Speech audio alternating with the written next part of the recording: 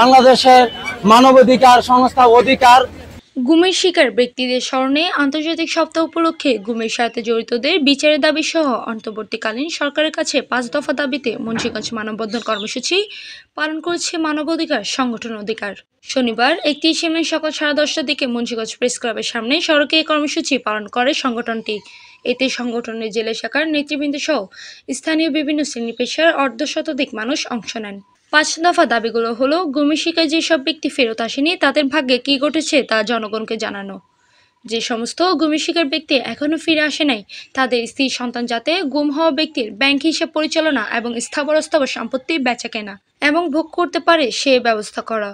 গুমের পর কিছু ব্যক্তিকে ভারতে নিয়ে যাওয়া হয়েছিল এবং পরে তাদের পাওয়া গেছে, তাই ভারতে আরও গুমের শিকার ব্যক্তি আছেন কিনা সে বিষয়ে বাংলাদেশ সরকারের পক্ষ থেকে ভারত সরকারের সাথে কূটনৈতিক পর্যায়ে যোগাযোগ স্থাপন করা। যে সমস্ত ব্যক্তি গুমের পর ফেরত এসেছেন তাদের অনেকের বিরুদ্ধে মিথ্যা মামলা দায়ের করা হয়েছে, এমনকি কাউকে কাউকে মিথ্যা স্বাক্ষরের ভিত্তিতে নির্যাতন করে স্বীকারোক্তিমূলক জবানবন্দি আদায় করে নিম্ন আদালতকে ব্যবহার করে মৃত্যুদণ্ড দেওয়া হয়েছে। এই সমস্ত মিথ্যা মামলা প্রত্যাহার করতে হবে এবং কারাগার থেকে মুক্তি দিতে হবে। গুমের সঙ্গে জড়িত সকল ব্যক্তিকে আইনের আওতায় এনে তাদের আন্তর্জাতিক অপরাধ আদালতে বিচার করতে হবে।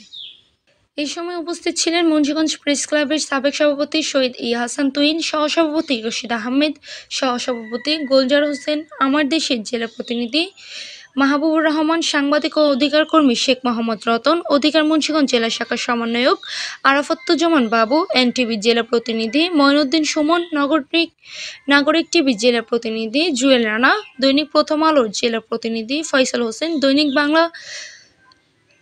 বাংলা জেলা প্রতিনিধি শিয়াব আহমেদ, বাংলাদেশ প্রতিদিনের জেলা প্রতিনিধি জসিমউদ্দিন দেওয়ান, মুন্সিগঞ্জ পৌরসভার সাবেক কাউন্সিলর ফারহাদ হোসেন আবি, সাংবাদিক ফয়েজ আহমেদ, মোহাম্মদ জহিরুল হাসান সুবীর প্রমুখ। এখন পর্যন্ত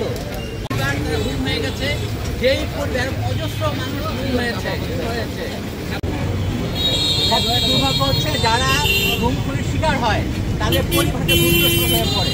মুন্সিগঞ্জ প্রতিনিধি আনিসুর রহমান রলিনের পাঠানো তথ্য ভিডিও চিত্রে PIB 71 টিভি।